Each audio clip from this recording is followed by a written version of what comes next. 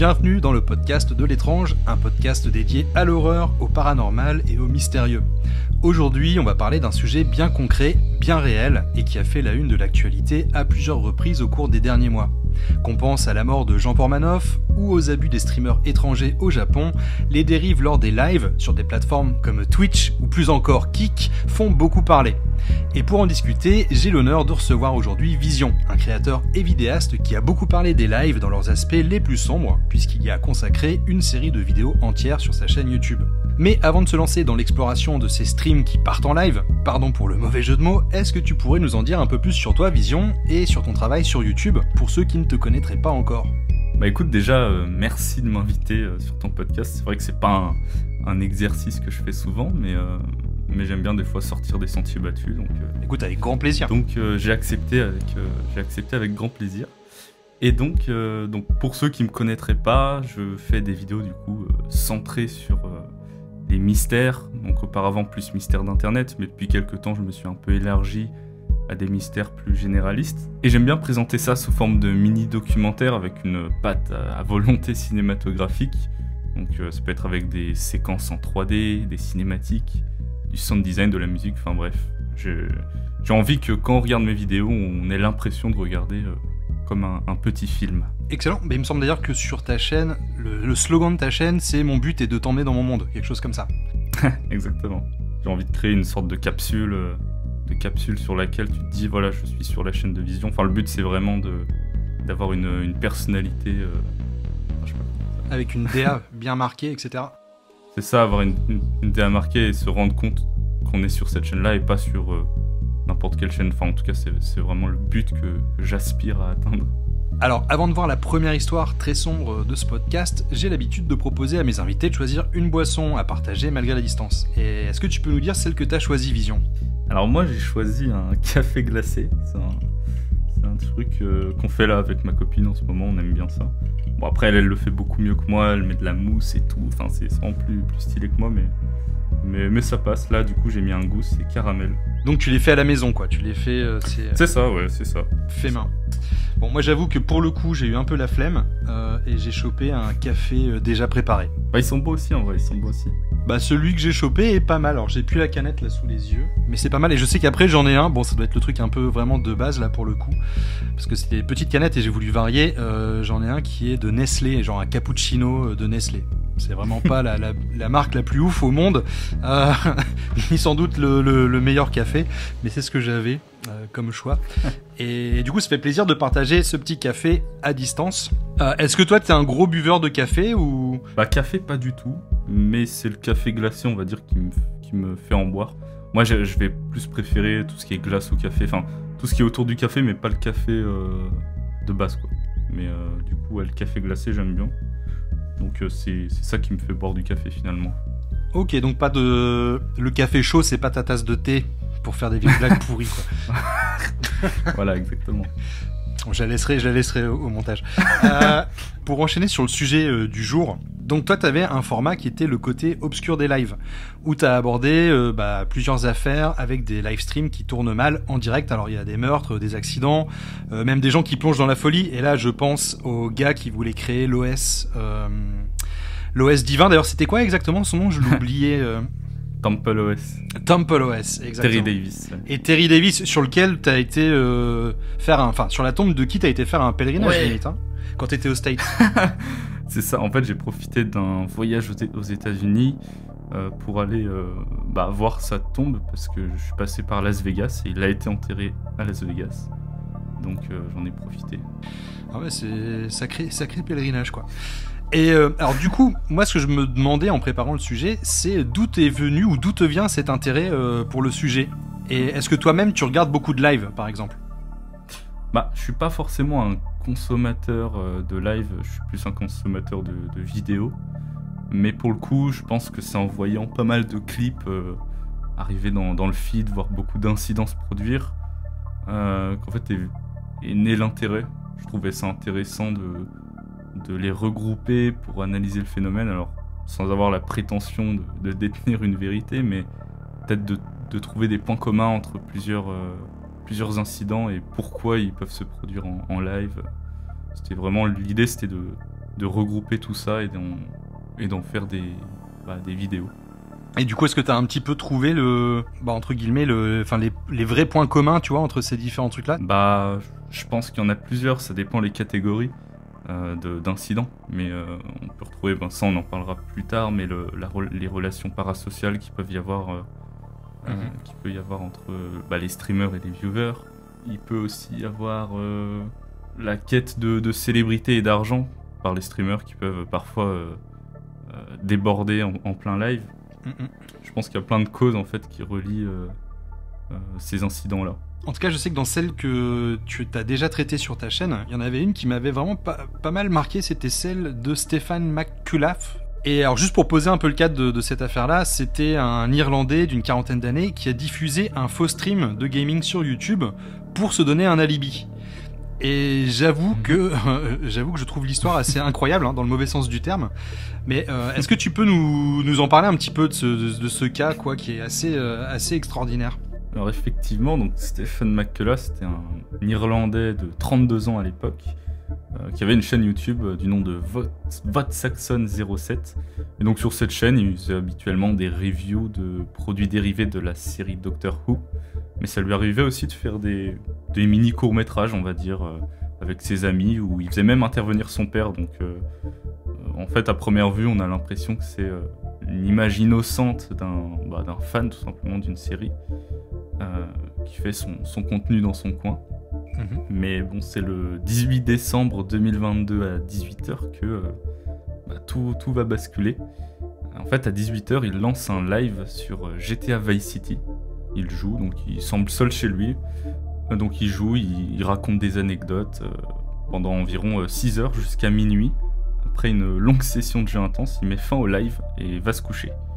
Okay. C'est le lendemain qu'il apprend une tragédie. Sa copine, Nathalie McNally, 32 ans elle aussi, enceinte, a trouvé la mort la veille à 21h. Ok. Donc, ça paraît être un énorme choc pour lui. Pourtant, les soupçons des enquêteurs vont rapidement être portés vers lui. Pourtant, il était lui-même en live ce soir-là, donc comment c'est possible? En fait, le live qu'il avait diffusé n'était pas un vrai live. On va dire que c'était une vidéo préenregistrée puis rediffusée pour le coup en direct. Mais en fait, quand on regarde de plus près, c'est vrai qu'il n'y a aucune interaction avec le chat. D'ailleurs, il le dit lui-même au début du live, prétendant qu'il a un problème sur son PC et qu'en gros, s'il regarde le chat, ça risquerait de faire cracher. Enfin bref, une vieux mytho. Un peu bidon. C'est clair. Et donc il s'avère qu'en effet, ça paraît être l'alibi pour avoir commis le meurtre. Et il y aura quasiment plus de doute quand la police retrouvera le fichier du faux live sur son PC datant du 13 décembre, donc soit 6 jours précédant la date de la vraie diffusion. Donc aujourd'hui encore, son jugement n'a toujours pas été prononcé, il a d'ailleurs été repoussé plusieurs fois. Mais il semble que là, une date prochaine a été programmée. Donc officiellement, on peut pas dire que c'est lui le coupable. Mais du coup, si c'est pas lui, pourquoi il aurait créé un faux live et qu'est-ce qu'il a fait pendant ce faux live? Et surtout, le meurtre de sa copine a eu lieu exactement sur cette plage de temps-là, donc ça fait quand même une grosse coïncidence. Mais bon, on va juste attendre le jugement, mais entre nous, c'est quasiment sûr que ce soit lui. Et lui, il clame son innocence, quoi. Lui, il dit que c'est pas lui, que... Il clame son innocence, je sais pas aux dernières nouvelles, mais effectivement, il n'a pas réussi à donner des arguments convaincants de pourquoi il a créé un faux live. Donc c'est aussi ça qui, je pense, l'incrimine énormément. De fou, quoi. C'est très chelou, quoi, comme histoire. Ouais, en fait, ce qui est fou, en fait, c'est de se dire que pendant que certaines personnes regardaient le live, il y avait un meurtre qui était commis, quoi. Et du coup, est-ce que c'était la diffusion. Une grosse, entre guillemets, il avait combien de personnes sur son live? Je sais pas, justement, je crois pas avoir trouvé l'info de combien il y avait de personnes, mais c'est sûr qu'il y en avait, puisqu'il y avait des gens qui parlaient dans le chat. Après, c'est vrai que pour le coup, quand tu joues en plein écran, le chat va pas s'afficher, tu vois, sur une partie de ton écran à toi en tant que streamer. Donc il faut que tu l'aies sur un autre écran, tu vois, ou un truc comme ça. Lui, il est allé loin dans ses excuses, puisqu'il a même dit, ouais, je pourrais le mettre sur mon téléphone, mais je suis tellement accro à TikTok que je risquerais de juste scroller pendant le live. Enfin, des excuses. C'est vraiment bidon pour le coup. Alambiqué. Ouais, c'est alambiqué pour le coup.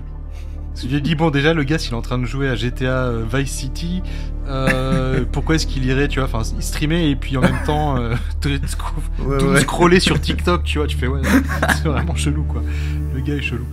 Mais c'est vrai que oui, c'est vrai que sur son téléphone, c'est l'alternative la plus simple. Et effectivement, ça, donc, je l'avais précisé dans ma vidéo, mais c'est vrai que quand tu regardais son contenu avant, jamais t'aurais pu imaginer ça, donc ça remet aussi en perspective l'image des créateurs sur internet ou de n'importe qui qui montre l'image qu'il veut bien montrer, mais que derrière, voilà, peut-être qu'il peut commettre un meurtre, c'est pour aussi faire une dose de rappel de tout le monde n'est pas forcément ce qu'il prétend être. Tout à fait. D'ailleurs, alors, c'est plus ou moins voilà, une question d'image aussi, mais t'as justement tous ces exemples de streamers qui se baladent dans des pays étrangers et qui se mettent à faire n'importe quoi. Donc c'est le deuxième exemple, tu vois, de live qui part en sucette. C'est justement des gars comme Johnny Somali ou Vitali qui se sont mis à importuner les passants, à crier, à limite à agresser, à harceler les gens ou dégrader certains lieux ou manquer de respect à certains monuments, etc.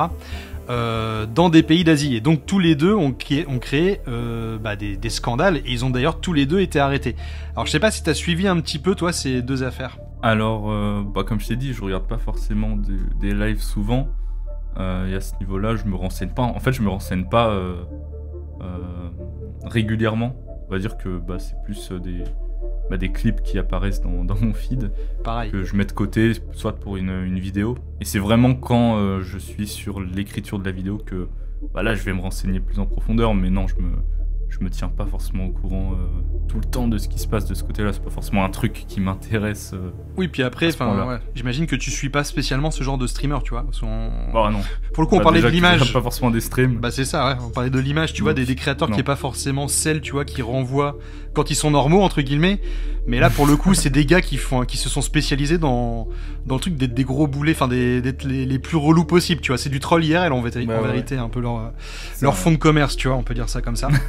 Alors du coup, moi non plus, j'ai pas vraiment suivi le truc, mais pour préparer le podcast, j'ai fait des petites recherches pour résumer un petit peu le truc. Et donc pour rappel, Johnny Somali, il s'est d'abord fait remarquer en 2023 au Japon, où il provoquait les gens de différentes manières, donc en criant, les insultant, et puis aussi en leur rappelant que le Hiroshima et Nagasaki avaient été bombardés à l'arme atomique, et que grosso modo ce serait cool de le refaire encore. Enfin voilà, des trucs ultra irrespectueux. Et je sais que perso, c'est ces clips-là que j'avais vu passer en premier, que j'avais vu popper genre sur Twitter.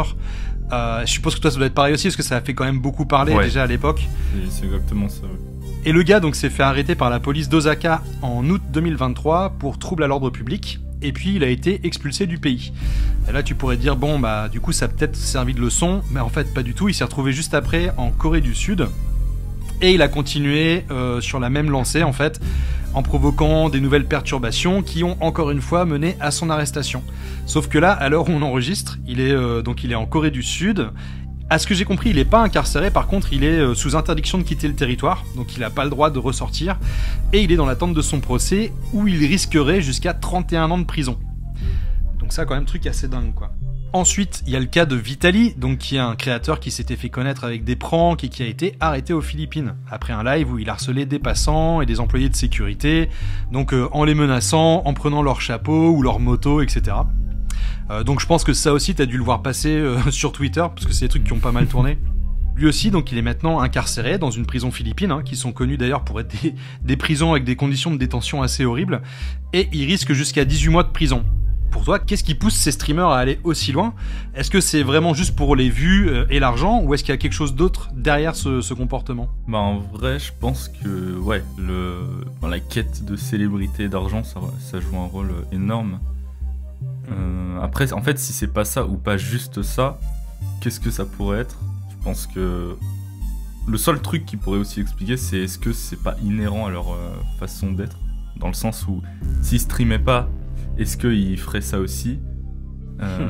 En fait, à part vivre avec eux, enfin les côtoyer ou avoir un rapport psychologique détaillé sur eux, je sais pas si on peut répondre à cette question. Donc en vrai, en majorité, je dirais que c'est pour avoir la lumière sur eux. En fait, peu importe si c'est positif ou négatif, tant qu'ils ont de l'attention sur eux. Après, argent, je sais pas à quel point ils peuvent gagner de l'argent, parce que je pense que ce genre de plateforme démonétise ce genre de contenu. Donc je sais pas à quel point ils peuvent gagner de l'argent. J'avoue que je sais pas. Mais si on prend l'exemple du local et de Jean Portmanoff, etc., il y avait quand même beaucoup de... Là, il y avait des histoires d'argent, c'est sûr. Ouais, hein. Il y avait beaucoup de subs, en fait. Je pense que c'était ça, les gens donnaient, en fait. Les gens du chat donnaient. Et c'est vrai que je suppose que là, les gars... Alors, soit vraiment, c'est des trolls IRL qui prennent plaisir. Enfin, ils font ça naturellement sans être filmés. Mais j'ai quand même un doute là-dessus, quoi. Parce que peut-être qu'ils sont désagréables et qu'ils sont pas sympas, enfin, tu vois, naturellement. Mais j'ai quand même un doute qu'ils aillent provoquer les gens comme ça, de manière aussi violente et intempestive, juste, sans aucune raison derrière. Donc je pense qu'il y a quand même cette question-là, sur laquelle on reviendra peut-être après d'ailleurs, mais plus ou moins de la responsabilité aussi du viewership, quoi, de l'audience qui est là et qui encourage, en fait, en donnant des thunes. Ouais. Voilà, qui dit bah tiens, tu sais bien, le mec il a été là, il a été je sais pas crié Nagasaki, Hiroshima dans la tête, enfin sur un gars qui est assis tranquille dans le métro, et les gars lui donnent des thunes et du coup il continue sur la lignée, quoi. C'est ça, ouais, ça encourage en fait. Ah, donc c'est une sorte de... Ça soutient, c'est une manière pour le streamer de voir que ce genre de contenu plaît et que ça génère de l'argent, donc forcément derrière il va continuer. Parce que je pense que si effectivement ça générait pas d'argent ou peu d'audience, ça m'étonnerait que ça aille aussi loin. Exact, ouais, c'est ça. Que ça aille aussi loin, en fait, c'est ça. Parce qu'il y a une sorte de surenchère, probablement. Ouais, c'est ça, en gros. D'ailleurs, je me demande si dans le cas de Jean Portmanoff, il n'y avait pas aussi de ça, quoi. Des gars qui sur le chat payaient spécifiquement, genre, enfin, tu vois, genre, pour humilier. Ça, et en tout, fait, quoi. Ouais, et c'est vrai que quand tu regardes ça avec du recul, tu te dis c'est vraiment étrange l'aspect de payer pour voir souffrir quelqu'un, entre guillemets. Ça me fait penser à un épisode de American Nightmare, je sais pas si t'as déjà vu le... Ouais. C'est une série de films. Ouais. Je sais plus dans lequel, je crois que c'est dans le 2, où t'as un passage avec des gens qui payent pour voir souffrir du coup des personnes pendant la purge. Genre ça fait un peu penser à ce mood-là de gens qui enchérissent sur ce genre de choses, quoi. C'est un peu glauque. C'est un petit peu d'ailleurs aussi le même principe. Bon, mais bien évidemment avec une intensité, enfin une extrémité qui est moindre. Dans l'idée, en fait, ça se rapproche un petit peu du principe des Red Rooms, tu vois aussi, quoi. Où finalement, tu payes pour torturer, quoi. C'est ça. C'est pas avec autant d'intensité, hein, mais c'est vrai que dans l'idée, ça ressemble effectivement à ce genre de choses. Après, il y a aussi un autre aspect des dérives des lives qui est intéressant, c'est quand ce sont les viewers qui se mettent à harceler ou à se montrer irrespectueux vis-à-vis des streamers, qui deviennent en fait des victimes en direct. Et on a eu un exemple de ça très récemment avec Bailan et Nico, qui ont subi du harcèlement, parfois assez vénère, alors qu'ils faisaient une marche entre Montpellier et Paris, parce que c'était un des donation goals qu'ils avaient pour le Z-Event. Et du coup, t'as déjà parlé de streamers harcelés. Et alors même si je sais que t'as pas couvert directement cette affaire, est-ce que tu peux nous dire ce que toi t'en as perçu? Alors toujours peut-être, encore une fois, comme on l'a fait, comme on le voit tous les deux à travers les réseaux, etc. Mais donc ce que toi t'as vu passer de ces choses-là, comment tu l'as perçu en fait? Bah moi j'ai vu deux raisons principales. Toi t'en verras peut-être d'autres. Premièrement, je pense que les fans se sentent proches du streamer comme si c'était leur pote. Donc ça vient tout droit de la relation parasociale dont on parlait. Donc c'est la relation qu'il y a à sens unique avec une personne. En général, c'est les personnes connues. Donc ça peut être même des acteurs ou des chanteurs. Hein, mais là, comme les streamers sont souvent proches de leur communauté, pour moi, ça s'accentue encore plus. Donc ils pensent que c'est leur pote et qu'ils peuvent tout se permettre. Et aussi, je pense tout simplement vouloir se faire remarquer parce que comme c'est un événement en direct.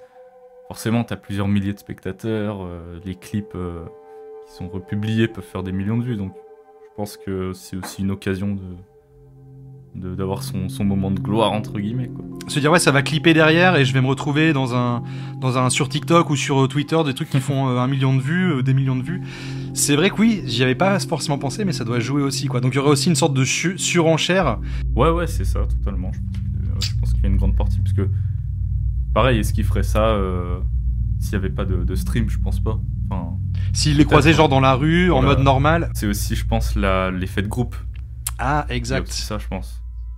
Surtout que comme sur le live, il y avait souvent pas mal de personnes qui les suivaient aussi physiquement dans leur marche. Ils se disent, ouais, il y a plein de monde, autant faire n'importe quoi. Enfin, je pense que... je vais aller loin dans la comparaison, mais tu vois, les casseurs, Mhm. ils font ça aussi parce qu'il y a un gros mouvement de foule. Ils le feraient pas s'il y avait personne, je pense. Hein. Ok, ouais, je vois l'effet de groupe en fait. Il me semble que ça s'appelle même Ouais, voilà. comme ça. Il y a une sorte d'effet d'entraînement. Et d'ailleurs, c'est vrai que dans leur cas, quand ils étaient en train de marcher à côté de la route, il y avait des voitures qui s'arrêtaient, qui faisaient des marches arrière à Ouais, ça l'arrache, aussi. ultra Ouais, dangereux. il y avait une voiture du coup qui est tombée dans un petit caniveau, je crois, ou je sais plus quoi, Allez, sur le côté de la route. Mais ça, c'était au Abusé. tout début de la marche. Et je crois même que le gars, il a envoyé la facture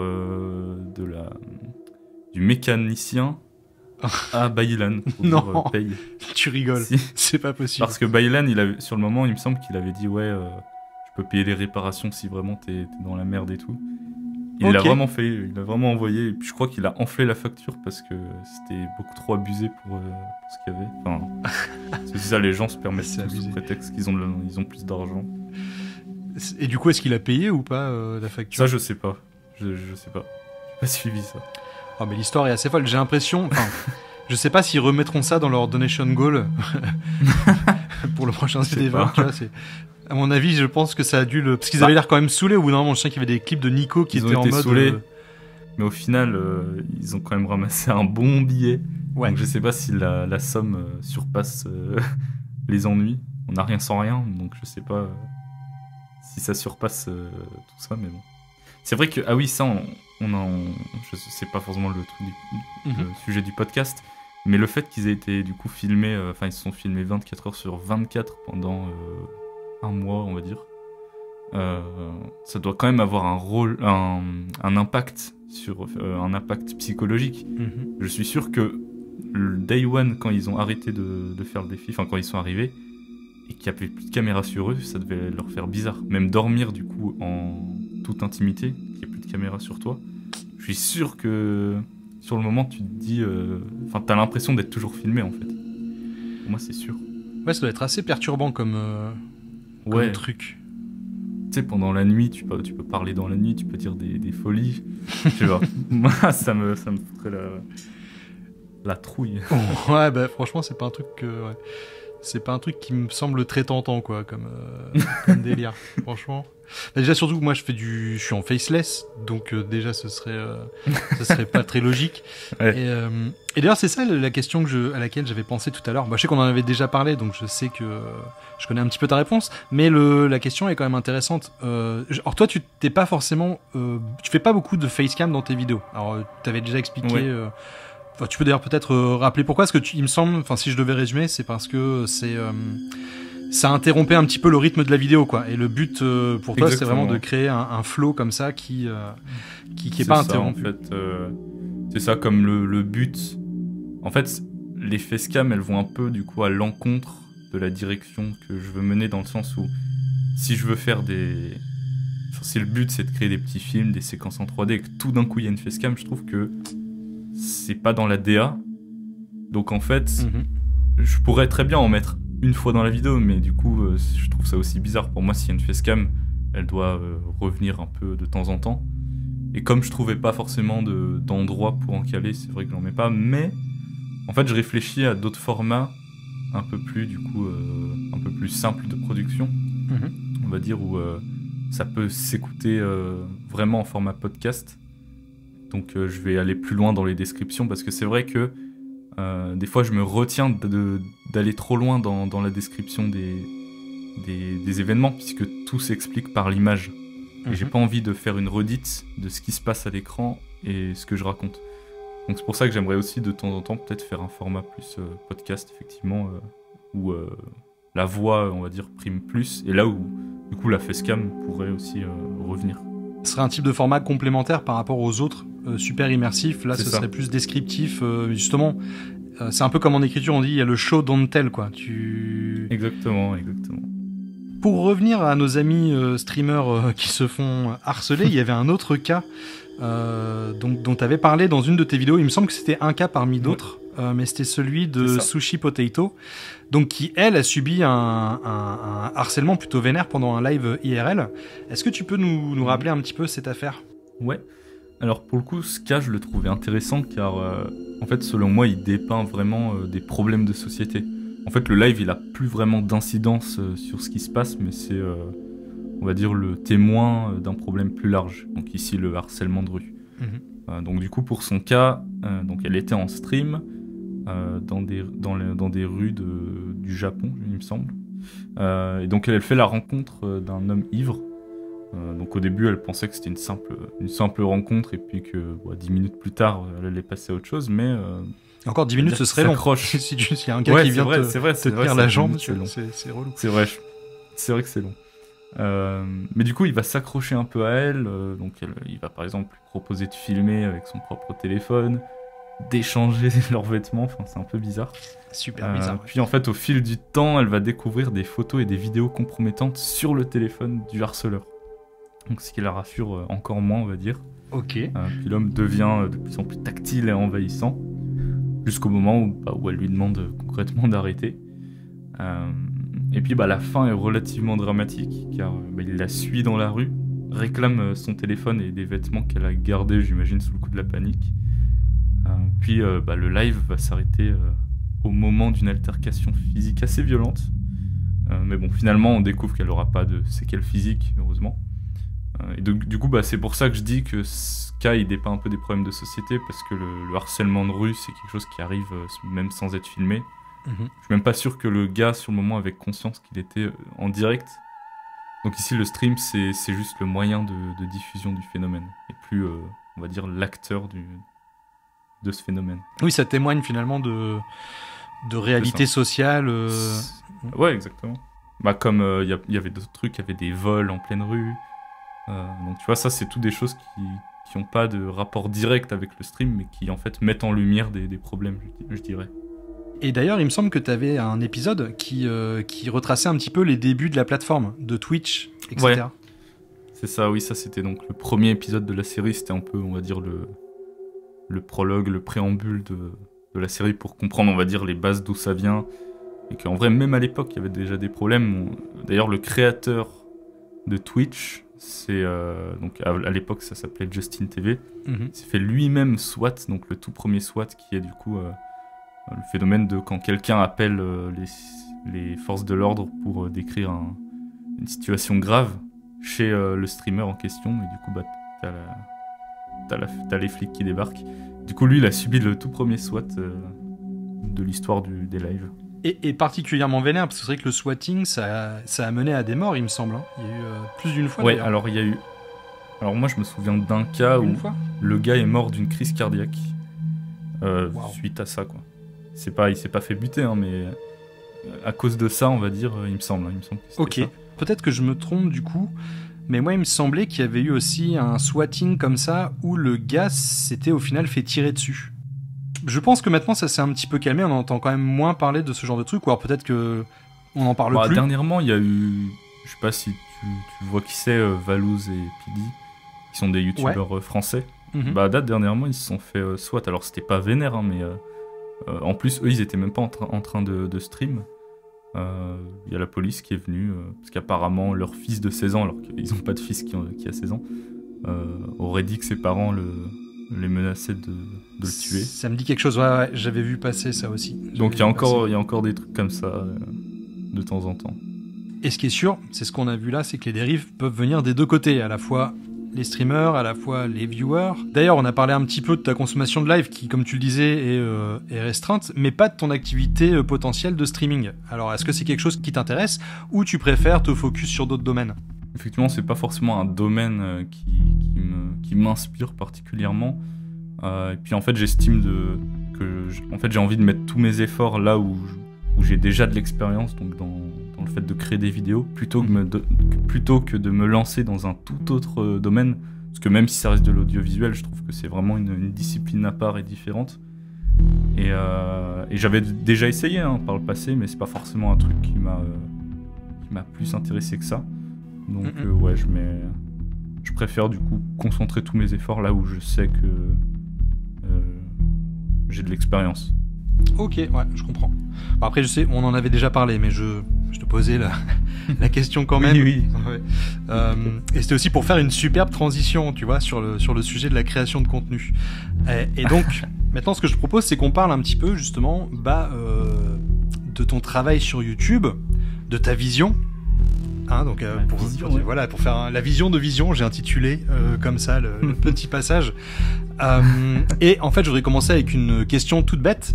Quand est-ce que tu as commencé à créer tes propres vidéos ? Eh ben, ça fait un moment. Hein, je pense que la première fois que j'ai créé des vidéos, je devais avoir presque 14 ans, plus 13 ans en vrai. C'était sur Minecraft, des petits gameplays, à la con, mais je pense que c'est là que ça a commencé. Après, j'ai fait des petits logos, des bannières, des miniatures, puis du montage. Donc, en fait, j'ai commencé à m'expérimenter au collège. Puis au lycée, du coup, je continue d'aimer ça. Je fais des petites animations en 3D. Donc, j'essaie de toucher un peu à plein de domaines en autodidacte. En fait, c'est vraiment venu naturellement. Et puis, il se trouve qu'à la fin du lycée, je ne savais pas particulièrement ce que je voulais faire. Je veux dire, en tout cas, ce que je faisais donc, dans une filière scientifique, c'était pas forcément ce qui m'intéressait. Donc, je me suis dit, au pire, je vais tester d'aller dans un domaine qui me plaît plus, donc l'audiovisuel. Et ensuite, j'ai continué de créer des vidéos, mais vraiment, les vidéos histoires sont apparues, je dirais, il y a 4 ans. Et depuis, j'ai vu qu'il y avait une vidéo qui avait pas mal fonctionné. C'était la première fois qu'une vidéo marchait autant de toute ma petite carrière de youtubeur. Et en fait, c'est comme ça que j'ai continué. En fait, j'ai vu le succès d'une vidéo et je me suis dit go continuer. Et depuis ce jour-là, j'ai jamais arrêté. Ouais, parce qu'en fait, au tout début, ta chaîne ne parlait pas de storytelling ni rien. Non. C'est pas visible. Alors, j'ai laissé une vidéo pour l'histoire. Donc, la toute première qui apparaît sur la chaîne, c'est vraiment la toute première vidéo de la chaîne. Mais avant, j'en avais d'autres de chaînes. Mais je veux dire, sur cette chaîne-là, Vision, à l'époque, c'était des tutos pour faire des bannières, des miniatures, des trucs comme ça. Après, du coup, c'était l'ère un peu Fortnite en 2017-2018.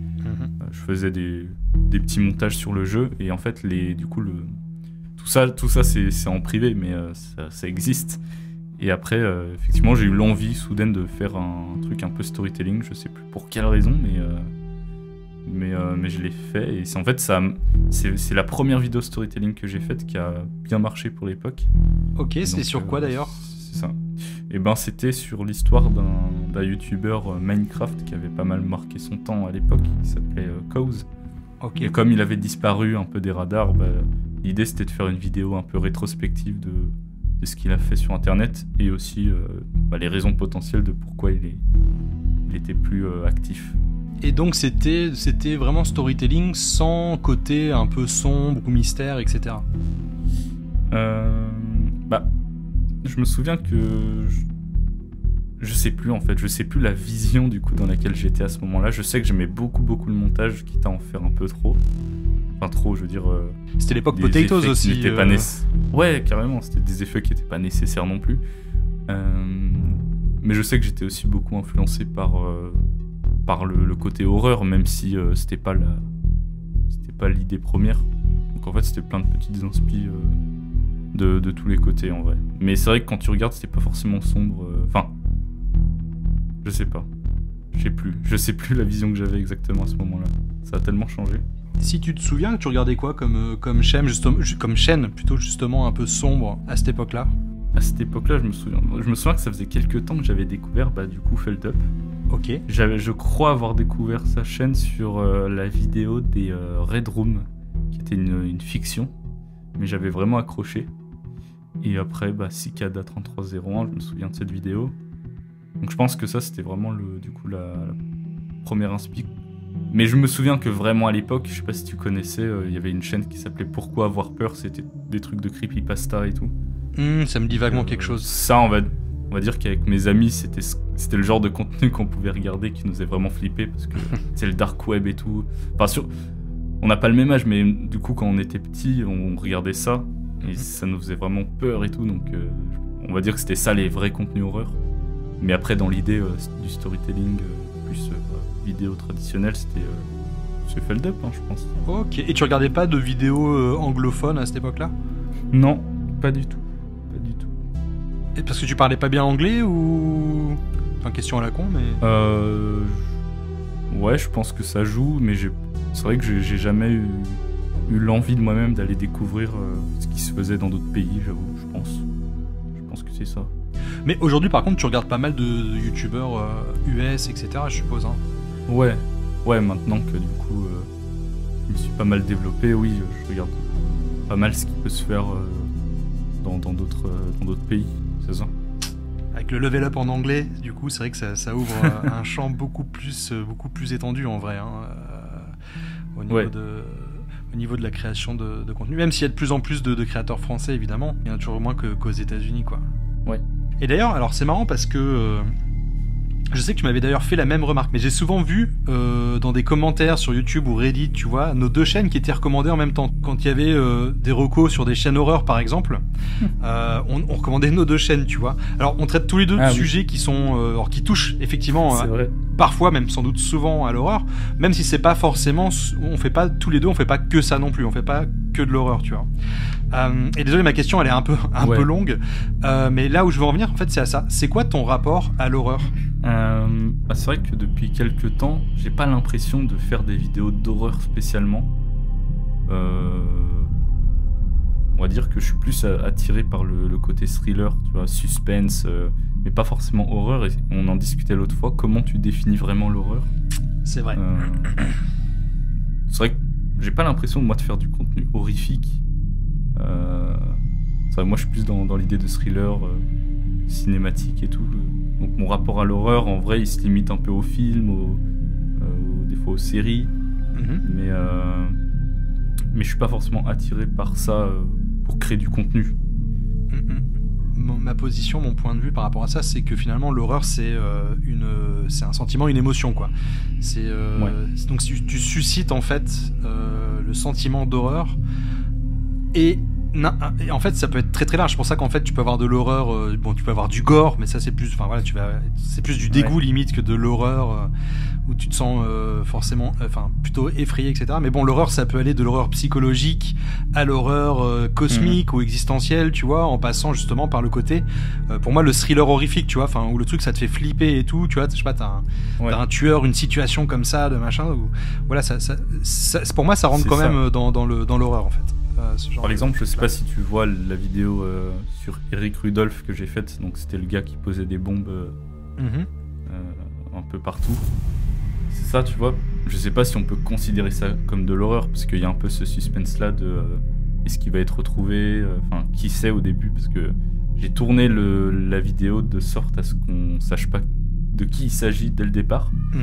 Donc je sais pas si on peut considérer ça comme de l'horreur. C'est vrai que moi je me dis c'est du thriller puisque t'as le côté suspense, mais je pense pas que ça provoque un sentiment d'horreur. Je sais pas. Sauf dans les actes mêmes, tu vois, le fait de faire exploser, de tuer les gens dans des attaques, etc. Mais c'est vrai que oui, après le thriller de toute façon n'est pas forcément horrifique non plus. Tous les thrillers, c'est vrai que tu peux avoir, c'est plus un policier, on va dire dans ce cas-là, un policier. Du coup, t'as pas de sentiment d'horreur, tu vois, forcément. Si ce n'est peut-être s'il y a un meurtre ou un truc comme ça au début, mais c'est pas le but principal, on va dire, de l'œuvre. Donc du coup, c'est vrai que. Mais c'est vrai que oui. Ça pose la question et je pense que c'est pas si simple d'y répondre, mais je pense aussi effectivement que c'est ta vidéo qui est intitulée le fugitif qui a humilié tout un pays, c'est ça, hein? C'est ça, oui. Donc qui a inspiré aussi d'ailleurs le film, un film de Clint Eastwood, si je dis pas de bêtises. Ouais, voilà, qui est pas mal d'ailleurs, qui est très intéressant. Où d'ailleurs il y a une sorte d'horreur psychologique parce que le personnage se retrouve accusé de fou alors qu'en fait c'est un héros, quoi, le gars. Donc tu te dis, il y a cet aspect-là, quoi. Mais c'est vrai que dans ta vidéo à toi, il n'y a pas forcément justement cette intention. T'es plus dans le côté suspense en fait, on va dire ça, quoi, dans le côté investigation, suspense. Après t'as quand même le côté frustration, parce que le gars du coup est accusé à tort pendant plus d'un mois, même plus je crois. Il est vraiment harcelé par les journalistes, par les civils. Donc t'as aussi ce côté-là, frustration, et à la fin, tu découvres qu'il est mort pas si longtemps que ça après, en vrai. Oui, et sa mère est décédée aussi à cause de ça. Ouais. Elle est morte avant lui, un truc comme ça, si je dis pas de bêtises. Il me semble. Je sais pas si elle est morte avant lui. Il me semble alors je sais plus, mais il me semble que c'est ça. Ils sont tellement harcelés qu'en fait, voilà, la mère meurt. Puis en plus, elle se pose peut-être des questions sur lui, tu vois. Enfin bon, il y a Ouais. cet aspect-là, il était assez détaillé dans le film là, dont j'ai oublié le titre d'ailleurs. C'est le nom du gars, je pense. C'est Richard Jewell. Le cas Richard Jewell. Le cas Richard Jewell, ouais. Et donc pour le coup, pour revenir sur le côté justement cinéma, etc. Est-ce que toi, tu regardes des films d'horreur, etc. T'es assez amateur du genre ou pas trop? On va dire que en fait, depuis que j'ai mon activité de créateur de contenu, si on peut dire ça, c'est vrai que j'ai du mal à me trouver du temps pour vraiment regarder des films. Mais on va dire mes références, c'était un peu... j'ai regardé le dernier Conjuring, par exemple, au cinéma. J'aimais bien les adaptations aussi des Stephen King. Tu sais, je t'en avais parlé, oui. Misery, Christine, même Stephen King et tout. Moi, on va dire que j'ai vu un peu les classiques, mais je suis pas non plus un cinéphile de fou, quoi. D'ailleurs, je t'en avais parlé parce que je l'avais vu. Est-ce que tu l'as regardé, The Long Walk? En français, non, je l'ai pas Marche vu, ou non. crève. Il est pas mal. Je trouvais qu'il était pas mal. Et du coup, alors bon, débat. Qu'est-ce que t'as pensé de The Conjuring, The Last Rite? Enfin, le dernier Conjuring, là. Quand je l'ai regardé, je l'ai vu avec ma copine. Elle a bien aimé parce que elle était plus dans le truc que moi. Dans le sens où j'ai trouvé que des fois, il y avait des happenings un peu évidents. Même, il y a un moment donné... Tu l'as vu, toi, ou pas? Ouais, je l'ai vu, ouais. Attends, parce qu'il y a un moment donné, moi c'est vraiment ça qui m'a fait trop bizarre. Il y a la scène du coup de la famille qui est touchée par des entités là. Il y a des panneaux LED en plein milieu du plan. Et je me dis mais c'est des lumières de cinéma ça. J'ai pas compris. Genre vraiment j'avais l'impression que c'était des lumières sur trépied de cinéma qui sont dans le champ. Allez, bon, ça c'est une erreur. Ça c'est un détail mais je me demande comment c'est possible. Enfin bref, moi du coup je trouvais des trucs un peu évidents, un peu cliché, c'est le coup de la boîte à musique qui tourne, mais ça fait partie de l'essence des Conjuring, donc apparemment on peut pas trop leur en vouloir, mais des fois je trouvais ça un peu facile comme truc, et puis je le trouvais assez long aussi, assez long à démarrer, c'est vrai, mais sinon j'ai quand même passé un bon moment devant le film globalement, mais c'est vrai qu'il y avait des trucs j'avais l'impression que j'étais pas surpris quoi, c'est pas un film qui m'a surpris. Je suis assez d'accord avec ton ressenti, en tout cas, j'ai un peu le même, et je dirais même un peu plus dans la critique, où c'est même plus qu'au-delà du cliché, j'ai trouvé que des fois c'était carrément dans la surenchère, quoi, où tu te dis, parce que c'est censé, ce que j'aime bien, c'est quand même, c'est censé être basé sur une histoire vraie, hein, tu vois, ils le remettent au début. Oui. Bon, l'histoire vraie, tu vois, s'il y avait vraiment un miroir comme ça qui te projetait par terre, qui te faisait râper sur le sol et qui te pète la jambe et tout, enfin... Je veux dire, on en aurait entendu peut-être parler plus que ça, tu vois, avant, quoi. Ouais. Tellement le truc est extraordinaire. Enfin, j'ai trouvé que c'était un peu abusé, dans la surenchère, on va dire. Il y avait des moments, je trouvais ça un peu frustrant. C'est la fille qui monte toute seule dans la grange, enfin dans le grenier, alors que elle voit qu'il y a un truc bizarre, elle appelle personne. C'est un peu téléphoné, quoi. Ouais, c'est clair. Ouais. Même le coup du téléphone d'ailleurs, tu sais, où il y a le fil comme ça, tu vois, qui est tendu et tout. Et c'est vrai que moi j'ai trouvé que c'était trop en fait. Je me suis dit, tu vois, pour moi le côté un peu fantastique, horreur, tu vois, ça te fait flipper si t'es en train d'hésiter, tu vois. Mais là en fait c'est tellement évident que t'as une sorte d'entité qui tire le truc, tu vois, que du coup là c'est tellement gros en fait que ça annule, que pour moi en tout cas c'est ce que ça fait, c'est que ça enlève la peur, quoi. Ça devient trop gros en fait. Ouais. Pareil avec les visages des gars, tu vois, quand ils se reflètent dans le miroir, puis ils ont des visages super démoniaques, le couple Warren là, tu vois, ils ont des visages super démoniaques et tout. Tu fais voilà, déjà tu sais que ça s'est jamais passé comme ça, bref, je trouvais que c'était quand même vraiment pas mal dans la surenchère et que limite les trucs ça joue beaucoup sur les screamers aussi, tu sais, grave, les jumpscares forts et tout. Ouais, les jumpscares. Et limite, j'ai trouvé que les scènes les plus réussies, c'était les scènes du couple. Tu vois, c'était les scènes un peu dramatiques entre le couple Warren eux-mêmes, tu vois, lui-même. Donc les scènes qui avaient rien de surnaturel spécialement, quoi. Enfin, quoi que. J'ai bien aimé le moment, mais ça, c'est plus la manière dont c'est filmé. C'est le moment où t'as une sorte de drone qui fait des loopings autour de la maison là, et qui rentre après dans la maison. Je sais pas si tu te souviens de ça. Ah, elle est très stylée, ouais, c'est vrai. Ça, c'était stylé, je trouve. On voit même, il y a un accident de voiture même à un moment, si je dis pas de... Ouais, c'est ce moment-là où c'est très bien fait. Et t'as vu le film... Putain, c'était quoi le nom? Pas Éveillé, c'était... Évanoui, je sais pas si tu l'as vu. Ouais, aussi, ouais. Weapons en anglais. Ouais. Et qu'est-ce que t'en as pensé du coup, toi, de celui-là? Alors d'un côté, on reste un peu sur notre fin. Bon, faut pas trop spoiler et tout si jamais, mais on reste un peu sur notre fin concernant, on va dire, le background, la backstory de tout ça. Tu sais, la dame là, dont j'ai oublié le nom. Mais de ce que j'ai vu, il me semble qu'il va y avoir un spin-off sur elle. Allez. Mais du coup, oui, en surface, tu restes un peu du coup sur ta fin. T'as trop de questions. Mais sinon, moi en vrai, je me souviens bien de ce film, donc ça va. Moi, j'ai bien aimé. Je trouvais ça intéressant la manière dont ça a été tourné. Mais d'ailleurs, tu vois, il y a des trucs, tu restes un peu sans réponse. Tu vois, il y a le père d'un des disparus qui fait un cauchemar. Tu le vois, du coup, il marche en pleine nuit. Et là, tu vois un fusil d'assaut en forme d'hologramme au-dessus d'une maison. Bah, pourquoi, tu vois? Mais de fou. Je sais pas si t'as compris. Bah en fait, j'ai pas compris ce truc. J'avoue qu'au début, quand je l'ai vu et quand j'ai vu cette scène-là, je fais alors en fait peut-être parce que les enfants en fait c'est des aliens, tu vois, ils ont été chopés par des extraterrestres. Tu vois, je me suis dit ça tombe, c'est un truc comme ça, tu vois, parce que tu vois le truc dans le ciel avec une sorte d'arme gigantesque, un fusil d'assaut gigantesque qui flotte dans le ciel comme un vaisseau en fait. Dessus, je crois. Avec un compteur, tu vois, ou l'heure peut-être, je sais plus. Enfin, en tout cas, Mais du coup, pourquoi un fusil d'assaut? Bah alors, avec le recul, ouais, je pense que... Mais alors, c'est très bizarre. Mais vu qu'il est dans un rêve, du coup, c'est pour ça que c'est à la limite, ça passe, tu vois. On se dit, ça peut être dans la logique du rêve. Mais pourquoi lui voit ça? Mais en tout cas, c'est parce que, alors sans trop spoiler, tu vois, mais parce que justement, les enfants sont utilisés comme des armes, tu vois. Et donc, je pense que c'est ça, en fait. Ouais. Et le titre en anglais, c'est Weapons, d'ailleurs. Ouais, je suppose. Vrai. Mais moi, en vrai, ça m'a... Parce que...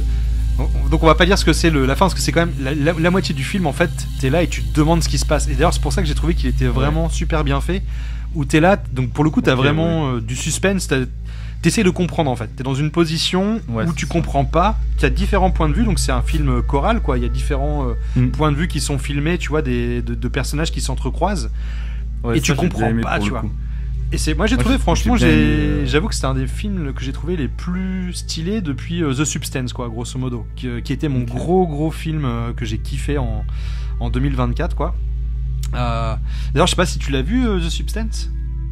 Non, j'ai failli aller le voir, mais je l'ai pas vu.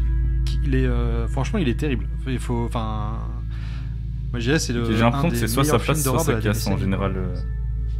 J'ai l'impression que les avis sont vraiment divisés. Ah ouais? C'est soit ils ont pas du tout aimé, soit ah ouais, putain, écoute, alors moi j'ai trouvé que c'était un chef-d'œuvre du cinéma d'horreur moderne, quoi. Franchement, c'est un des meilleurs films que j'ai vu. Enfin, en tout cas, dans le genre horrifique, je dirais que c'est le meilleur film des années 2020, quoi, sûr. Que j'ai vu. Ah ouais, c'est sûr. Là, quand tu vois, j'essaie de réfléchir à quel autre film. Non, je vois pas. Enfin, après, j'ai beaucoup aimé quand même Weapons. Enfin, Évanoui, j'ai beaucoup aimé. Mais c'est vrai que la deuxième partie peut un petit peu laisser, enfin, sur sa fin ou un peu décevoir parce que. Après, c'est difficile de pas spoiler, donc on va pas spoiler, tu vois. Mais moi, je dirais que en tout cas, je le conseillerais aux gens qui écoutent ce podcast, qui ont envie de voir un film d'horreur quand même qui est vraiment pas mal. Franchement, il y a de fortes chances, même si là aussi, je pense que les avis sont assez divisés. Il y en a qui ont vraiment aimé, il y en a qui ont vraiment pas aimé aussi. Mais de manière générale, il a quand même été majoritairement, il a été très très bien reçu, ce film-là. Et toute sa première partie, sa construction, etc., moi j'ai trouvé ça vraiment admirable, quoi. La manière dont ils maintiennent l'ignorance, en fait, où tu te demandes vraiment, en fait, mais qu'est-ce qui se passe, quoi. Et bon, voilà. Après, la réponse, ça a pu décevoir certains, en fait. Je pense que c'est ça, en vrai.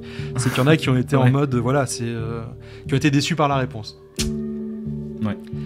Mais bon, ok, c'était cool de discuter un petit peu justement de ça. Donc oui, effectivement, t'es quand même assez amateur de films d'horreur. D'ailleurs, avant de passer à la suite, mais quel est pour toi le film d'horreur le plus flippant que t'aies vu?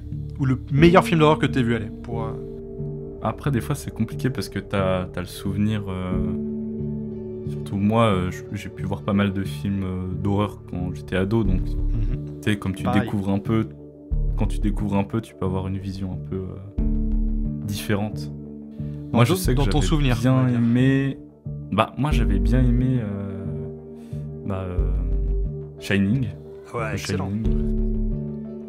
Et puis, comme je t'ai dit, en fait, chaque adaptation de Stephen King, comme Christine et Misery, j'avais beaucoup aimé.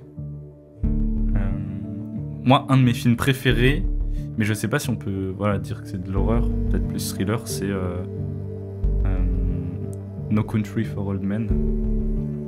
Oui, avec le méchant, il est considéré comme, je crois, le meilleur méchant de tous les films. Exactement, avec son pistolet, à la fin c'est son truc à comprimer. Comprimé là. Wow. Ouais.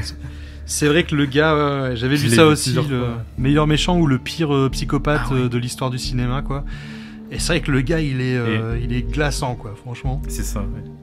Et un de mes films préférés, c'est Duel. C'est, je crois, le tout premier film de Steven Spielberg. Ouais. Tu vois le film ? Ouais, tout à fait, ouais, très bon.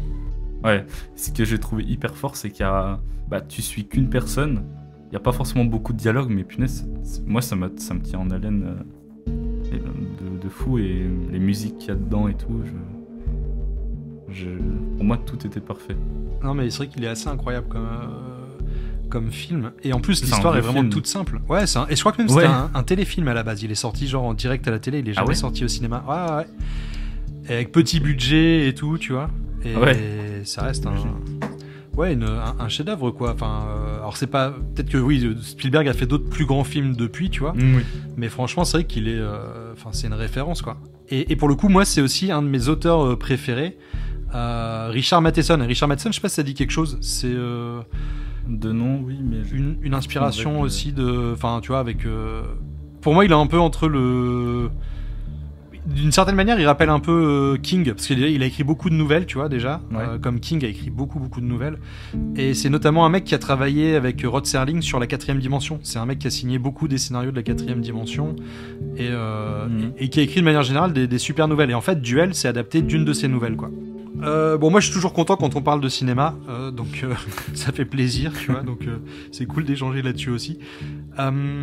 Aujourd'hui, du coup, comment tu définirais ton positionnement au niveau de la création de contenu ? Parce que tu as exploré des sujets qui sont aussi un peu plus entre guillemets mainstream, comme les tornades par exemple. Ouais. Moi je vois vraiment YouTube comme un terrain de jeu, d'expérimentation. Parce qu'aujourd'hui je trouve que c'est un luxe de pouvoir vivre de ce que tu aimes faire. Et surtout comment tu le fais, il n'y a personne concrètement qui change ma direction, à part peut-être les restrictions de YouTube, ce genre de choses qui quand même peuvent censurer certaines choses, mais du coup je vois clairement ça comme un terrain de jeu, peut-être dans l'attente plus tard de faire une transition vers autre chose, je sais pas si c'est possible, mais en tout cas pour l'instant je vois vraiment ça comme quelque chose qui me permet aussi de progresser, que ça soit dans la narration ou dans le montage ou dans les scènes 3D. Ça me permet aussi d'expérimenter tous ces côtés-là, de m'améliorer en fait en même temps que je vive ma vie, parce que c'est vrai que dans certains métiers, du coup, tu peux plus vraiment évoluer dans certains domaines si tu es à fond dans ton métier. Alors que là, ça me permet vraiment en même temps de pouvoir regarder des tutos pour m'améliorer, donc je peux faire les deux en même temps, et c'est ça que j'aime bien. Donc là pour moi c'est vraiment explorer, m'améliorer, et parler de sujets qui me plaisent, qui m'inspirent ou qui m'intéressent, quoi. Ok. Justement, tu parlais un petit peu de la 3D, et c'est vrai que pour le DA, enfin l'ADA plutôt et le montage, c'est des domaines où tu es particulièrement reconnu sur YouTube, quoi. C'est vrai et c'est vrai, donc on le voit souvent et tout, ça revient souvent dans les commentaires, et je pense que c'est très apprécié justement par ton audience. Mais ce que je veux dire en fait, c'est que depuis quelque peu, t'as pris une orientation qui est presque full 3D. Alors est-ce que tu peux nous parler un peu de ton intention à ce niveau-là, de ce choix créatif en fait? En fait, ça va vraiment dans la continuité d'essayer de créer des petits films, enfin être à mi-chemin entre le film et le documentaire, de créer des cinématiques au lieu de raconter du coup mot pour mot ce qui se passe dans un sujet. J'aime bien alterner entre différentes manières de storyteller, si on peut dire ça comme ça. Donc ça va vraiment dans ma direction de vouloir créer des petits films à mon échelle. C'est pour ça que j'intègre autant de cette technique, c'est parce que je trouve que c'est un moyen créatif incroyable. Il y a tellement de possibilités qui s'ouvrent quand tu touches à ce monde-là, que là encore dernièrement j'essaye de m'améliorer et d'améliorer les visuels. En fait c'est vraiment un terrain illimité, c'est ça qui me plaît, c'est quand je sens qu'il n'y a pas de limite quoi. J'arrive pas à un plafond de verre en me disant voilà j'ai maximisé ma technique de montage. Non, ça me plaît plus de me dire que j'ai encore plein de choses à apprendre que de me contenter simplement de ce que je sais faire. Donc c'est vraiment la créativité. Et je pense qu'en réalité, les sujets, je les choisis aussi en fonction du potentiel créatif. De me dire, ce sujet-là, je pourrais faire ça comme mise en scène. Allez, je pars sur cette vidéo, tu vois. C'est vraiment aussi le facteur déterminant de pourquoi je choisis certains sujets, c'est le potentiel créatif qu'il y a derrière. Et je sais que tu m'as déjà parlé de tes envies de travailler sur d'autres projets, tu vois, et formats que YouTube. Et du coup, si tu avais une carte blanche totale, tu vois, niveau moyen, équipe, etc., ce serait quoi pour toi le projet idéal sur lequel tu aimerais bosser? Sur ma chaîne ou... En général, si tu étais en mode, sans limite. On va dire que la 3D, c'est une manière de pallier au côté très coûteux et une organisation monstre de réaliser ça en vrai. Parce que en 3D, ça coûte quasiment rien, à part quand je dois acheter des assets 3D, des trucs comme ça, mais ça n'a rien à voir avec des coûts de production dans la vie réelle. Oui. Donc je pense que si j'avais des moyens illimités, ça serait de reproduire ce genre de scène en vrai, tout simplement. Cool, donc le côté réalisation un peu classique, quoi. Enfin, le côté avec des acteurs, etc. Ouais, c'est ça. J'ai déjà essayé de faire j'ai déjà fait quelques tentatives par le passé. Notamment dans l'épisode des tréfonds les plus sombres d'Internet, c'était l'épisode 3 je crois, où dedans il y a eu des petites scènes tournées en vrai avec des vraies personnes. Mais depuis je l'ai pas vraiment refait, mais c'était cool. Mais c'est vrai que ça demande toute une autre organisation. Donc voilà, ça reste compliqué, mais c'est pas exclu dans ma tête. Maintenant, ce que j'aimerais bien faire aussi, c'est des interviews de personnes spécialistes dans le domaine que je traite. Comme ça permet aussi déjà de varier le storytelling. Donc je peux parler, ensuite ça enchaîne sur lui qui parle, et lui il enrichit mon récit. Et oui, ça permet aussi de crédibiliser le sujet et d'apporter une valeur supplémentaire. Donc le format interview aussi me plairait bien. Pour continuer sur ce côté-là des différents projets, je te propose un petit instant promo, parce que à côté de YouTube, tu as aussi créé une agence qui s'appelle Explicit Créa, avec qui d'ailleurs moi j'ai déjà un peu travaillé pour des petits tafs de montage, etc. Est-ce que tu peux nous en dire un petit peu plus sur ce que tu fais avec ton agence? Ouais, en fait, de base, il faut savoir qu'avant de me lancer, on va dire de manière concrète sur YouTube avec cette chaîne-là, dans le storytelling, j'aimais déjà faire des montages pour des YouTubeurs. En fait, oui. Ce domaine de la prestation, c'est un truc qui m'anime depuis un moment. Donc en fait, j'ai toujours aimé garder ça sur le côté et pas que me concentrer sur YouTube, parce que déjà, en termes de sécurité, c'est plus rassurant de se dire que tu peux avoir quelques clients sur le côté si jamais YouTube ça marche moins bien. Tout simplement mettre ses œufs pas dans le même panier. Donc de fil en aiguille, en continuant les prestations sur le côté, et avec un collègue à moi, on a créé cette agence-là, donc Explicit Créa, qui permet de répondre à des demandes clients. Donc là, c'est souvent dans le monde de YouTube, mais on a aussi Twitch, Il y a un stream pack qui a été réalisé pour Grim Cujo par exemple. Ok. Donc c'est Twitch, après de temps en temps dans le monde corpo, mais ça c'est beaucoup plus rare. Mais ouais, on a toujours ça sur le côté, et là on bosse très souvent pour Max Skies, pour Profession Gangster, donc un youtubeur qui parle de crime organisé, et aussi surtout dernièrement, là, le grand JD, pendant son mois de l'horreur, il nous a confié un travail. Excellent.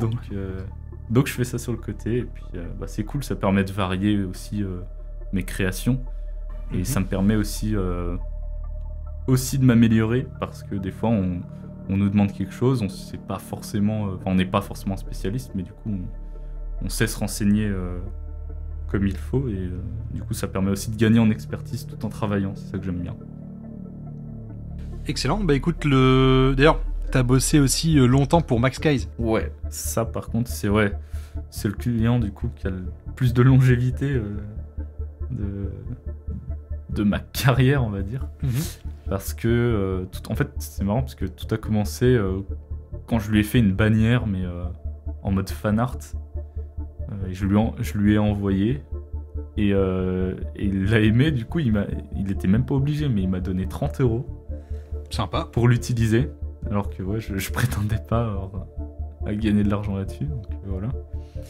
Et ensuite, de fil en aiguille, j'ai commencé à faire ces miniatures au début. Montage, j'étais encore un peu, on va dire, j'avais encore des lacunes. On avait fait un test, mais il était pas convaincu, donc sur le moment, il m'avait pas pris.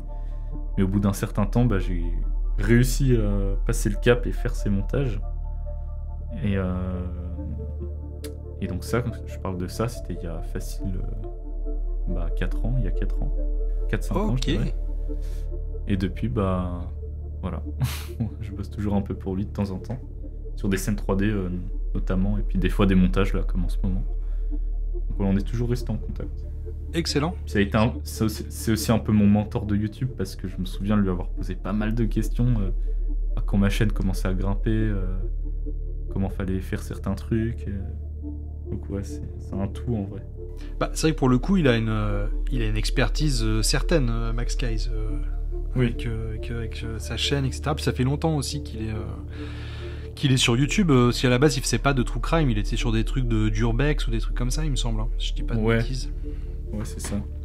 Et du coup, il a gardé longtemps ta bannière. Est-ce que c'est toujours celle de sa chaîne maintenant? Non, c'est plus celle-là. Ça a changé depuis un moment, mais je sais plus. Mais je me souviens par contre de la toute première miniature que je lui ai faite. Alors c'était sur quoi? C'était une histoire, je crois, de... True crime, évidemment. Ouais, c'était du true crime, mais c'était des personnes des enfants disparus, il me semble. Et je me souviens qu'il y avait un bus sur la miniature. Alors tu sais, j'ai acheté le bouquin de Max Skies, Trembler, ou Trembler encore, je sais plus. Lequel? Les deux. Non, c'est Trembler encore, je l'ai là, je le vois dans ma bibliothèque. Et dedans, il y avait une histoire de justement avec des enfants qui étaient enlevés dans un bus et qui étaient après maintenus dans une sorte de cave ou de souterrain, etc. Je me demande si c'est pas la même histoire, tu vois. Mais après, je sais pas si les histoires qui sont dans ces livres, elles ne doivent pas ne pas être déjà traitées sur la chaîne. Ah ouais. Je suis pas sûr. Mais ça me fait penser à cette histoire-là, en tout cas. Bon, en tout cas, cool, ouais, le côté un petit peu l'histoire aussi d'Explicit Créa, donc comme tu disais ta boîte, donc que d'ailleurs qu'on peut trouver sur ton site, qui se trouve à l'adresse, alors je te laisse la donner. C'est explicitcrea.com. Nickel. Alors du coup voilà, c'était très cool d'avoir ce petit historique, et puis donc ton actu en parallèle de YouTube, en tout cas le côté vraiment prestation en fait, on peut dire ça comme ça. Et au niveau de ton actualité purement YouTube maintenant, pour revenir à la création de contenu, est-ce que tu peux nous dire, si c'est pas secret évidemment, sur quoi tu travailles en ce moment? Quels sont ton projet ou tes projets d'actualité? Là en ce moment le projet c'est donc de sortir une vidéo pour la période d'Halloween. Donc du coup pour spoiler un peu, c'est plusieurs histoires dans une vidéo, donc une sorte d'anthologie sur plusieurs incidents, événements qui se sont produits dans des périodes d'Halloween. Donc ça peut vraiment être de toute année, mais ouais, c'est ça le thème. Donc avoir plusieurs histoires illustrées aussi avec un peu de 3D. Cool. Comme je peux faire. Donc voilà, ça c'est le projet en cours principal. Et ensuite, j'ai tellement d'idées de vidéos, de sujets qui n'ont pas forcément été faits sur YouTube, donc j'ai hâte de les traiter. C'est ça aussi qui est un peu frustrant en tant que créateur, je sais pas toi si ça te le fait, mais les idées fusent beaucoup plus vite, bon heureusement, mais elles fusent beaucoup plus vite que le rythme de production. Donc ce qui fait que tu te retrouves avec des listes énormes de fou de sujets, et c'est frustrant des fois. C'est pour ça que là ces derniers temps j'ai essayé d'accélérer un peu le rythme, parce que il y a tellement de sujets que j'ai envie de traiter que je trouve ça frustrant d'attendre à chaque fois 2 mois pour traiter le suivant. Carrément, mais je partage complètement ton sentiment et oui, c'est ça. Enfin, tu sais que voilà, on avait déjà parlé, donc on a tous les deux beaucoup plus de sujets. Enfin, on a des listes de sujets à traiter qu'on a envie de traiter. Et après, le problème, c'est qu'il faut avoir effectivement le temps ou pouvoir plus ou moins déléguer, etc. C'est ça un petit peu le souci. Mais ouais, c'est vrai qu'il y a une certaine période où t'as un peu ralenti, on va dire, la publication, et là, du coup, t'as remis un peu l'accélérateur pour essayer, en tout cas, d'être plus régulier. Donc, c'est quoi tu vises quoi comme périodicité, pour prendre un mot un peu technique de publication? Bah, c'est compliqué à répondre à cette question parce que ma vision, elle change tout le temps, dans le sens où il y a même pas 6 mois, j'étais dans l'optique de... Bah du coup, quand j'ai fait la vidéo sur les tornades, j'ai rien posté pendant au moins 3 mois. Mais là, actuellement, je me verrais pas faire ça. Donc en fait, ça change vraiment tout le temps. Mais en ce moment, avoir une moyenne, toutes les 3 semaines, j'aimerais bien. Bon là, du coup, c'est déjà mort parce que celle sur laquelle je suis en train de travailler, elle sort fin octobre, et donc ça fera beaucoup plus que 3 semaines. Mais c'est en moyenne ce que j'aimerais viser... comme périodicité, comme fréquence.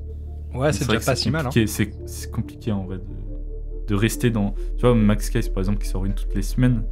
Ouais. Bah, moi je pense que je pourrais pas me dire obligatoirement il y a une vidéo qui sort tous les temps, tu vois. Il y a forcément des moments où mon inspiration change et donc je peux pas... j'arrive pas à me fixer dans un rythme précis. Ouais, puis c'est des vidéos longues en plus, Max Guys. En général, c'est genre pas 40 minutes, aux alentours de... 1 heure, même 1 heure, putain. Ouais. 2 heures des fois, mais ça c'est rare. Mais... Ouais, bah, de toute façon, oui, il délègue le montage, il y a peut-être des gens qui l'aident aussi pour les autres aspects. Ouais, même la rédaction, il est aidé pour la rédaction. Ouais, c'est humainement pas faisable, sinon le côté une vidéo d'1 heure toutes les semaines, je veux dire, c'est impossible. Enfin, une vidéo qui soit bien, quoi, tu vois. Parce que après, tu peux sortir une vidéo toute pourrie d'1 heure, il n'y a pas de souci, c'est facile. Mais c'est vrai quoi, c'est un aspect, on va dire, les coulisses un peu de YouTube. Quand tu commences à avoir un petit peu l'habitude, tu te rends compte de ce qui est possible de faire ou pas en fonction des objectifs que tu as, en fait, de la direction artistique, du niveau de qualité entre guillemets, et puis la durée des vidéos, quoi. Tu dois t'adapter à la réalité, quoi. Et ça, en général, je pense que soit ça passe par te faire aider, travailler un peu en équipe, soit mettre beaucoup de temps, trop de temps en fait, limite pour publier, quoi. Je te propose qu'on passe à la dernière rubrique du podcast, qui est un peu la partie consommation culturelle, où je pose toujours les quelques mêmes questions à mes invités. Et la première, c'est: quel est le dernier film qui t'a mis une claque ? Le dernier film, je dirais Parasite. Je l'ai vu il y a pas si longtemps que ça. C'est un peu, je pense, une réponse facile parce qu'il a eu plein d'Oscars et tout. Mais dans le genre horrifique, on n'en a pas parlé tout à l'heure, mais Parasite, moi j'ai vraiment aimé. J'ai vraiment été scotché du début à la fin. Donc, c'est le film qui m'est venu à l'esprit en premier. Bah écoute, super film, ouais. Ah oui, on n'en a pas parlé, mais dans l'horreur, moi j'aimais vraiment beaucoup Black Mirror comme série. Pas forcément tous les épisodes, mais il y en a qui m'ont marqué plus que d'autres. Alors c'est lequel ton préféré ? S'il y en a un qui te vient en tête comme ça de Black Mirror ? Moi j'ai vraiment aimé l'épisode Crocodile, c'était celle qui a... Attends, faut peut-être pas spoil. En gros c'est une histoire d'une technologie qui permet de voir dans l'esprit des gens, et du coup la police notamment a adopté cette technique-là pour trouver les meurtriers. Donc ça permet de voyager dans les souvenirs des gens. Et moi j'avais bien aimé celui-là. Il était cool. Il y avait aussi l'épisode... Ah, j'ai mangé le nom. C'est un truc style SF avec un vaisseau et des gens enfermés dans un jeu vidéo. Le USS Callister, il me semble. Ah voilà, USS Callister. Il y avait du coup l'épisode... Il y a eu la deuxième partie qui est sortie là dans la dernière saison. Oui, carrément. Très bien aussi. J'avoue que oui, alors, et le premier c'est un de mes épisodes préférés, il est quand même assez énorme. Avec, comment s'appelle cet acteur? Tu te souviens de son nom ou pas? Le gars qui joue justement le développeur et le capitaine. J'ai plus le nom, mais je sais qu'il joue aussi dans Breaking Bad. Il joue exactement dans le spin-off aussi de Breaking Bad. Et dans Breaking Bad d'ailleurs, il joue vraiment un sale gars quoi, de fou. Ouais. Ouais. Donc son nom c'est Jesse Plemons. Okay, ouais. Donc c'est lui cet acteur assez extraordinaire et qui a joué quand même dans des très bons trucs. Il est aussi d'ailleurs, je vois dans Love and Death. Ah non, c'est pas ça, je confondais avec Love, Death and Robots. Je sais pas si t'as vu cette série aussi sur Netflix. Quelques épisodes, ouais. Alors un peu inégal, tu vois, mais il y en a qui sont vraiment très très cool quand même. D'ailleurs, en parlant de séries, ça m'amène à la deuxième question. Quelle est ta série du moment et ou ton livre de chevet, tu vois, ou les deux, si t'en as les deux, enfin si tu veux. Série, c'est compliqué parce qu'en ce moment, je regarde pas. Moi, vraiment, la dernière qui m'avait marqué, c'était Better Call Saul. Pareil, ça fait un moment qu'elle est sortie, mais une de mes séries préférées. Mais du moment, ouais, difficile à dire parce que là, je prends pas le temps de regarder vraiment les séries. Et livres, pareil, mais du coup, j'aimerais bien m'acheter prochainement un livre sur un sujet que j'aimerais traiter un peu, tu sais, à la manière des tornades, mais qui concerne aussi le phénomène que je ne veux pas dire pour l'instant. Tu ne veux pas spoiler. Je suis pas sûr à 100%. Ah. Ouais, mais même je suis pas sûr à 100% encore que je vais partir sur ça. Mais ça sera ça, du coup, mon livre du moment. Mais pour l'instant, il n'y en a pas. D'ailleurs, en parlant de séries, il y a une série que je regarde en ce moment, et depuis genre 3 jours, c'est la saison 3 de Monster. De Ryan Murphy, donc qui est sorti sur Netflix et là qui parle de Ed Gein ou Ed Gein, je sais pas comment on le prononce. Ed Gein, ouais, qui est le tueur en série qui a inspiré plein de films, notamment Psychose, Massacre à la tronçonneuse. C'est celui qui transformait ses victimes en objets là, avec leur peau, je crois. Non, exactement. Qui faisait des chaises, des abat-jours, et qui même faisait des masques. VF. Ah, t'avais maté la VF, tu vois, sur le... Non, j'avais monté. Ah, monté. Ok. Ouais. Oui, donc tu dois bien voir un petit peu le genre de truc qu'il produisait. Ouais. Et ça, c'est montré dans dans la série. C'est assez crade, effectivement, on peut le dire, c'est assez crade. Mais pour l'instant, moi, j'avoue que je la trouve très bien, surtout que... Alors, c'est un petit peu peut-être la signature de Ryan Murphy, quoi, mais il prend un peu des libertés. Alors, ça peut être critiqué, évidemment, mais des fois, c'est bien fait aussi. Et en fait, là, ce qui est intéressant, c'est que t'as des... Je sais pas comment ça s'appelle. Quand tu vas c'est des flash forward, tu sais, quand tu avances dans le temps, tu vois, par rapport à l'histoire principale.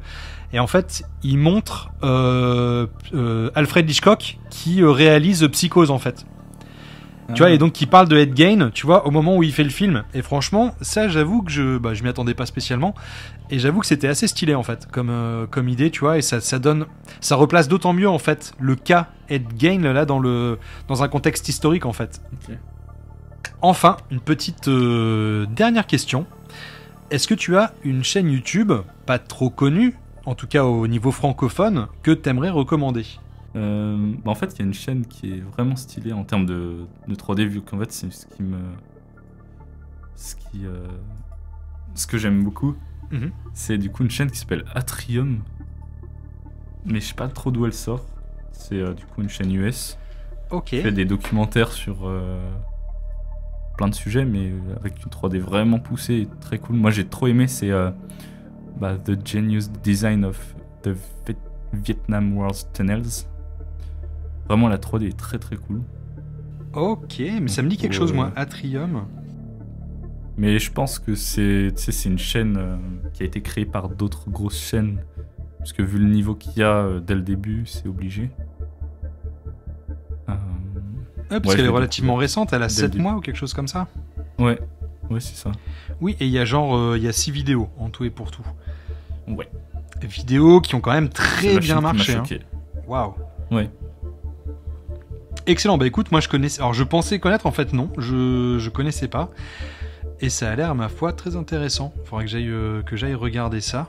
Alors, s'il y en a une que tu recommandes, ouais. Ouais, bah du coup, celle de la guerre du Vietnam est très cool.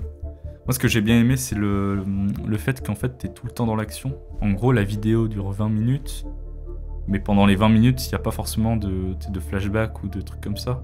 C'est vraiment, t'es tout le temps dans l'infiltration. Et c'est ce que j'aimerais bien faire sur une vidéo aussi, en termes de storytelling, c'est trouver une histoire où il y a beaucoup de détails, tu sais, minute par minute, et de faire vraiment une vidéo sur l'événement sans digresser, tu vois. Vraiment, tu restes dedans. Genre en mode un petit peu comme 24, quoi, dans le principe. C'était quoi ça déjà ? Alors 24, pour le coup, j'ai même pas vu la série, je le regardais pas, mais elle date quand même maintenant. Mais en tout cas, le principe, c'était que t'avais... par exemple, t'avais 24 épisodes d'une heure, tu vois, sur une saison, et c'était les 24 heures. Je crois que c'est exactement ça d'ailleurs, je dis ça, mais et c'était exactement chaque épisode d'une heure, c'était 1 heure de la journée. Et en fait, c'était entre guillemets, la série était en temps réel, quoi. Ouais, cette technique de storytelling, je trouve ça intéressant. Ça doit être, tu sais, c'est immersif. Carrément, ouais. Je trouve. Après, il faut trouver une histoire pour l'adapter à YouTube qui soit entre guillemets racontable, tu vois, en 20... D'ailleurs, quelle est la durée de vidéo que tu vises maintenant, de manière générale ? Parce que ça, c'est, je pense, un peu raccourci, j'ai l'impression, par rapport à une période où tu avais des vidéos plus longues. Ça va dépendre des formats. On va dire que pour les incidents, où je parle que d'une histoire, là, en ce moment, j'aime bien le format 20 minutes. Je trouve que ça passe plutôt bien. Mais après, sur le format que j'aimerais bien faire, où du coup on met moins l'accent sur les visuels, ça pour le coup j'aimerais bien avoir des très longs formats, du genre 40 minutes, 1 heure. Et sinon là, les formats où il y a plusieurs histoires, comme je suis en train de faire, là on est sur du 40 minutes je pense. Mais, ok. Ouais. Globalement ça dépend du format. D'ailleurs, combien tu vas avoir d'histoires pour la prochaine vidéo pour Halloween ? 5. 5, ok. 5. Écoute, hâte de découvrir ça pour Halloween. Ouais, du coup, normalement, ça sort le 27 octobre. J'aimerais bien sortir un tout petit peu avant, comme ça, on reste un peu dans l'ambiance Halloween sur les jours suivants. C'est vrai que d'ailleurs, souvent, c'est la période de l'année où t'as plein de vidéos. Après, ouais, voilà, il y a plein de vidéos horreur. C'est ça le... Bon, ouais.